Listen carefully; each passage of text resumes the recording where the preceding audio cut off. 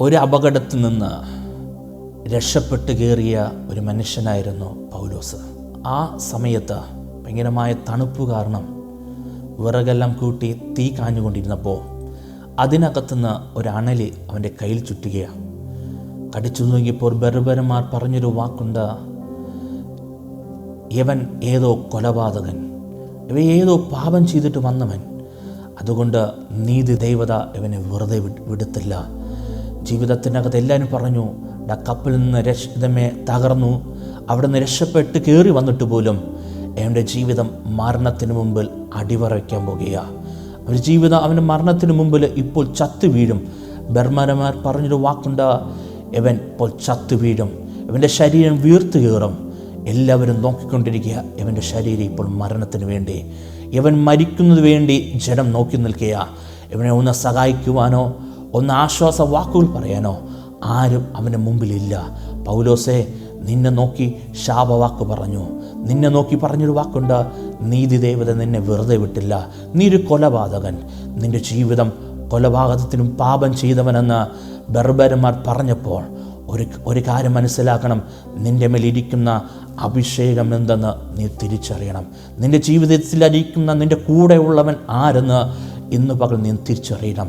എന്നെ കേട്ടുകൊണ്ടിരിക്കുന്ന ജനത്തോടൊരു കാര്യം പറയാം.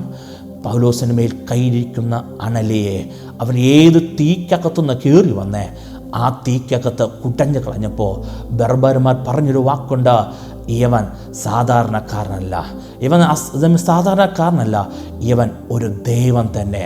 മനുഷ്യൻ പറയുന്നത് നിന്നെ പുറമേ കണ്ടിട്ട വിധിയിരുന്നേ, നിൻ്റെ ജീവിത ശൈലി കണ്ടിട്ട വിധിയിരുന്നേ. ഒരു കാര്യം പറയുമ്പോൾ നിൻ്റെ പുറമോടി കണ്ടിട്ടാണ് ബർബരന്മാർ വിധി എഴുതിയത്, നീ കൊലപാതകയെന്ന്.